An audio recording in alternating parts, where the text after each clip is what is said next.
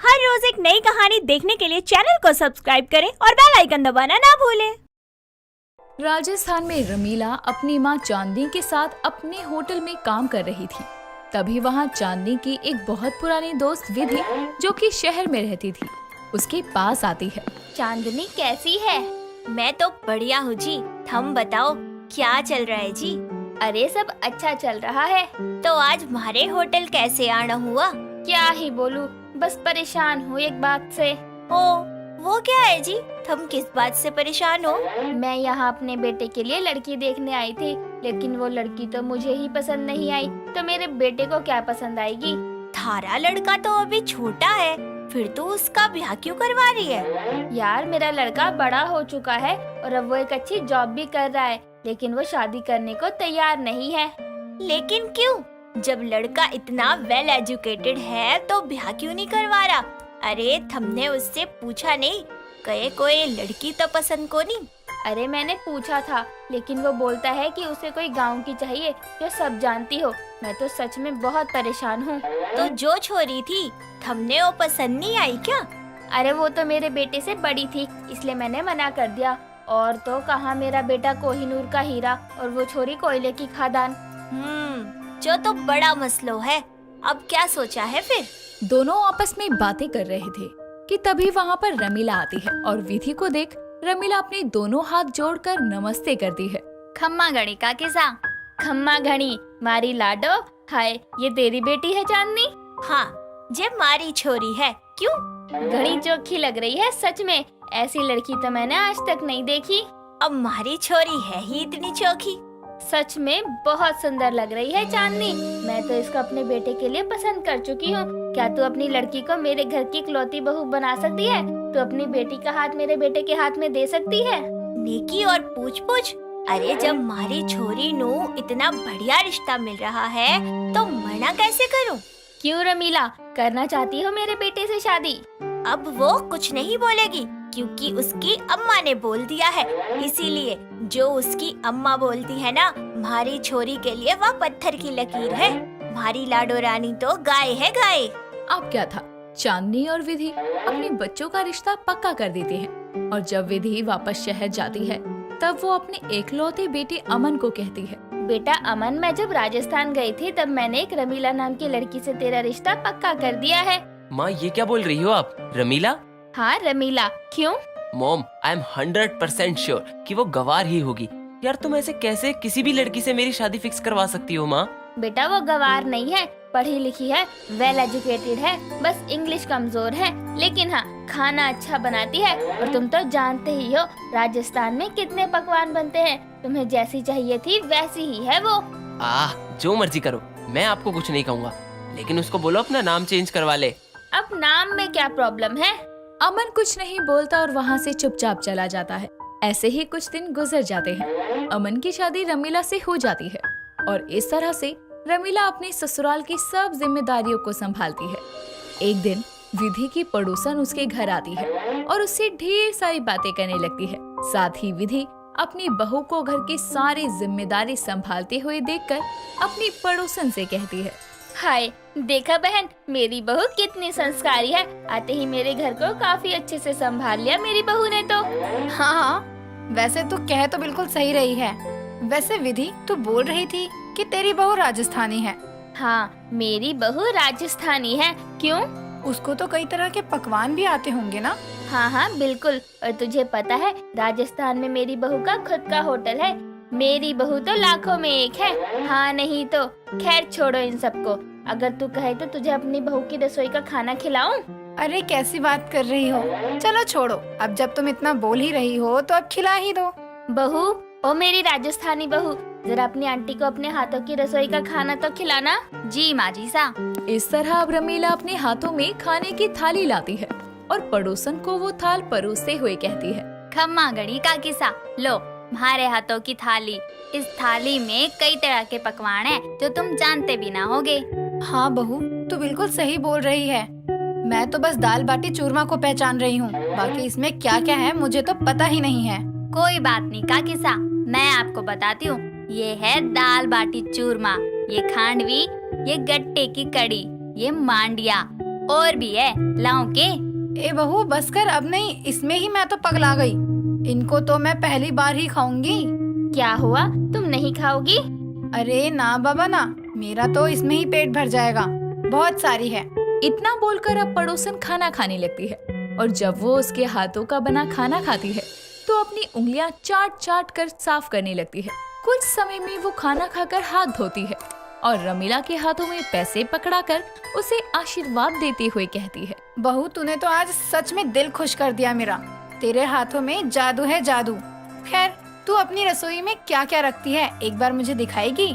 जी जी जरूर काकीसा, आइए। बाप रे बाप, बहू तो इतने सारे मसाले रखती है। राम राम राम, इतने मसाले तो मैं भी नहीं रखती अपने घर में।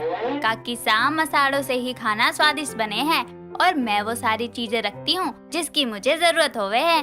पड़ोसन अब बातें करके अपने घर चली जाती है। रमीला के घर से जाने के बाद मानो विधि की पड़ोसन के मुंह पर तो खाने के नाम पर एक नाम रटा हुआ था, वो थी रमीला। वो जहाँ भी जाती रमीला की तारीफ करते नहीं थकती। ऐसे ही अब हर कोई किसी न किसी बहाने से विधि के घर आता और उसकी बहू रमीला के हाथों का खाना खाने लगता। देखते ही देखते अब रमीला की रसोई और रमीला काफी ज्यादा फेमस हो गई थी। ऐसे ही एक दिन, रमीला, आज कुछ क्लाइंट्स आ रहे हैं, वो अंग्रेज हैं तो उनके लिए कुछ अच्छा बना देना। अमन तो चिंता मत कर, मेरी बहू बहुत संस्कारी है और उसको क्या देखना है वो बहुत अच्छे से जानती है। जो भी है बस शाम को ध्यान रखना कुछ गड़बड़ ना हो। ठीक है अमन जी। अमन अब वहाँ से चला जाता है तो वहीं उसके जाते ही रमीला भी अपने कामों में लग जाती है और काफी सारे पकवान बनाकर रख देती है। शाम को जब अमन के साथ उसके क्लाइंट आते हैं तो वो सभी मीटिंग करने के बाद खाने की टेबल पर बैठते हैं, जिसमें से एक अंग्रेजन बोलती है, Oh my God! Seriously? I'm very hungry. So, what's for dinner tonight? I have heard that very good dishes are made in India. Yes, you heard it right. And my wife also cooks very well. तो please हमको खाना परोसिए। उन अंग्रेजों की बात सुनकर अब रमीला सबको खाना परोसी है, जिसके बाद अब सब खाना खाने लगते हैं। खाने के दौरान अंग्रेजन फिर से बोलती है, लेकिन इस बार वो रमीला से कहती है, Yummy dude! What a delicious food you have cooked. I have never eaten such food. What have you put in it? Actually, my wife. Just the spices of my kitchen. Oh wow, that's nice. मुझे तुम्हारा खाना बहुत अच्छा लगा। मैं तुमको blessings देना चाहती हूँ। वो क्या कहते हैं इंडिया में, सौभाग्यवती भव। अमन, really, your wife is wonderful. May God keep both of you happy like this always. And yes, now our deal with you is confirmed. और आपकी पत्नी के लिए एक ऑफर है।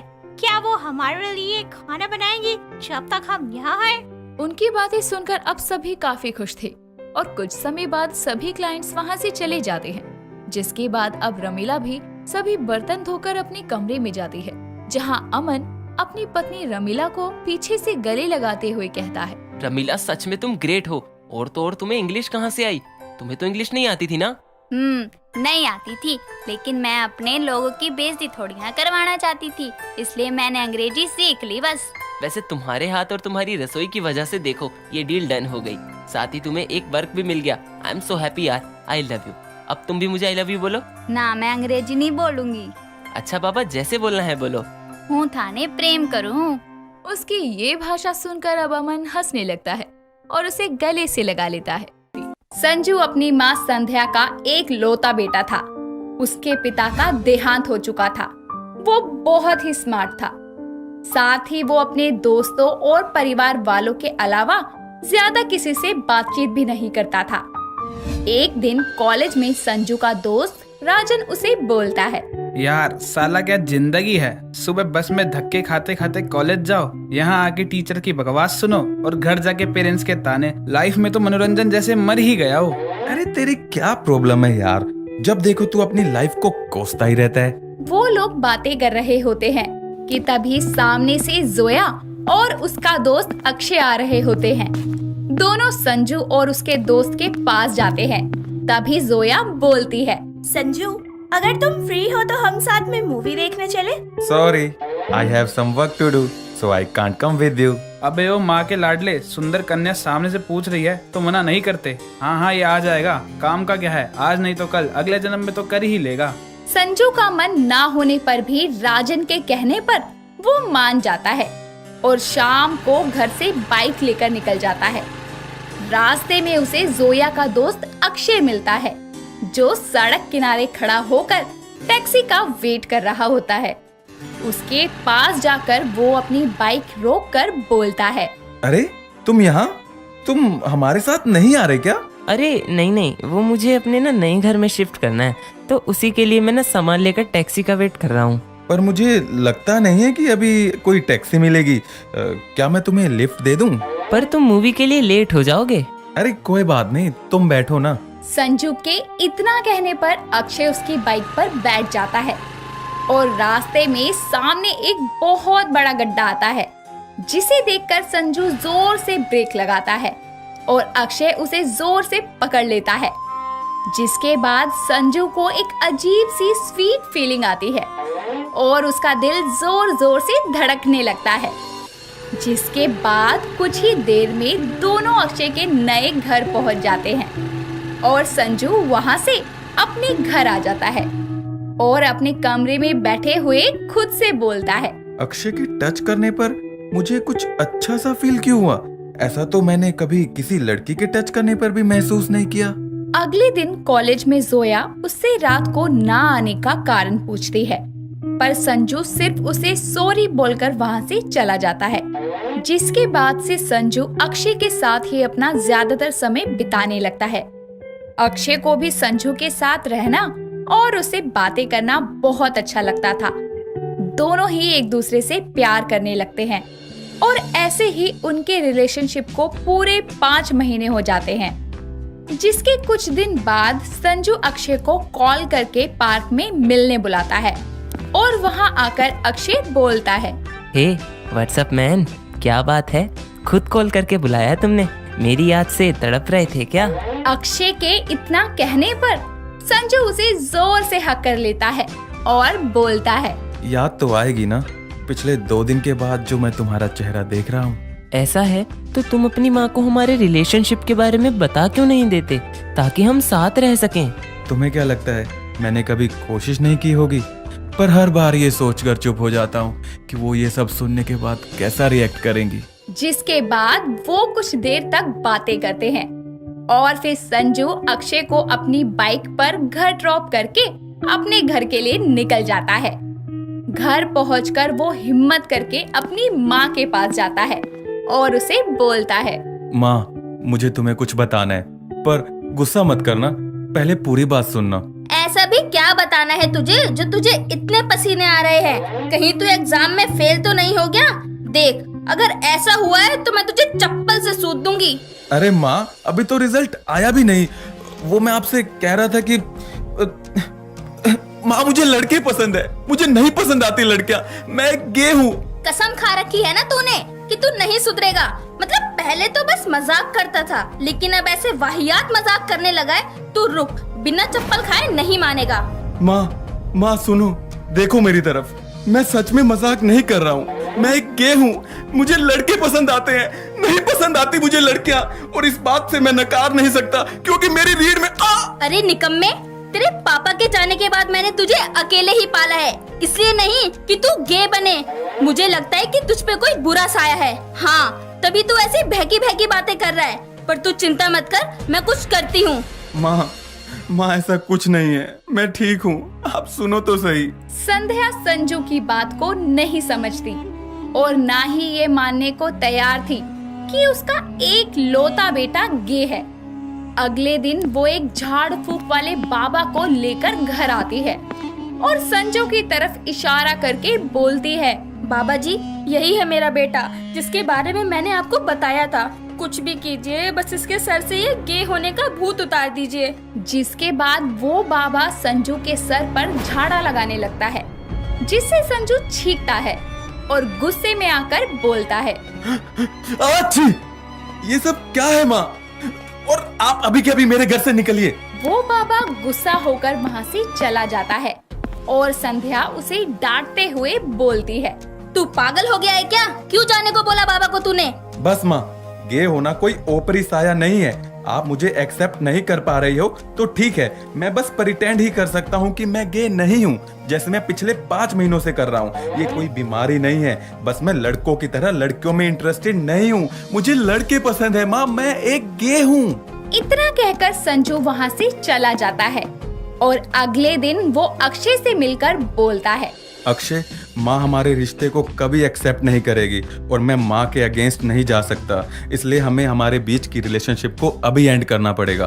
पर संजू, मैं तुम्हें कभी नहीं भूल पाऊंगा, क्योंकि तुमसे मिलने के बाद ही मुझे एहसास हुआ कि मेरी खुशी तुम्हारे साथ है। जिसके बाद दोनों एक दूसरे से गले मिलती हैं और इसी के साथ साथ किस करके एक दूसरे को अलविदा बोलते हैं। ये सब वहाँ खड़ी जोया देख लेती है और हैरान हो जाती है। अगले दिन जब संजू कॉलेज आता है तो जोया उसके पास जाकर बोलती है, अरे मैं तो तुम्हें स्मार्ट और एक इंटेलिजेंट लड़का समझती थी, लेकिन तुम तो मीठे निकले। तभी कहूँ, इतनी लाइन देने के बाद भी तुम पिघले क्यों नहीं? ये सब सुनकर संजू को बहुत गुस्सा आता है, पर वो कुछ नहीं बोल पाता। धीरे धीरे सारे कॉलेज और उसके सारे पड़ोसियों को भी उसके गे होने की बात पता चल जाती है। सब उसे इस बात के लिए बुरी नजरों से देखने लगते हैं, जिससे वो बहुत ज्यादा दुखी हो जाता है और अक्षय से ना मिलने के कारण भी अब वो चुप चुप रहने लगता है। उसकी माँ संध्या से उसकी ये हालत देखी नहीं जाती, इसीलिए वो एक डॉक्टर से इस बारे में पूछने जाती है और वो डॉक्टर उसे बोलती है, देखिए संध्या जी, गे या लेस्बियन होना कोई बीमारी नहीं होती। ये सब हमारे हार्मोनल चेंजेस पर निर्भर करता है। आमतौर पर इंसान अपोजिट जेंडर की तरफ आकर्षित होते हैं, पर अगर इसका उल्टा होता है तो हम उसे एक्सेप्ट नहीं कर पाते और उसे बीमारी का नाम दे देते हैं। पर ऐसा कुछ नहीं होता। गे इंसान भी अपनी लाइफ नॉर्मली जी सकते हैं। अब तो सरकार ने भी समलैंगिकता को मंजूरी दे दी है, तो आप अपने बच्चे को क्यों एक्सेप्ट नहीं कर लेती? डॉक्टर की बातें सुनने के बाद संध्या को समझ आता है कि ये कोई बीमारी नहीं है, जिसके बाद वो अपने बेटे संजू के पास जाती है और उसे बोलती है, सॉरी संजू बेटा, एक माँ होकर मैं तुझे समझ नहीं पाई, पर अब मुझे कोई फर्क नहीं पड़ता कि तू मेरे लिए बहू लाए या दामाद, क्योंकि प्यार तो प्यार होता है, फिर वो लड़के से हो या लड़की से। मैं बस तेरी खुशी में ही खुश हूँ। संध्या के इतना कहने पर संजू की आंखों में आंसू आ जाते हैं और वो अपनी माँ को गले लगा लेता है। दोस्तों, अगर आपको ये कहानी पसंद आई तो इसे लाइक करें, शेयर करें और कमेंट करके बताएं कि कहानी में आपको सबसे अच्छा क्या लगा।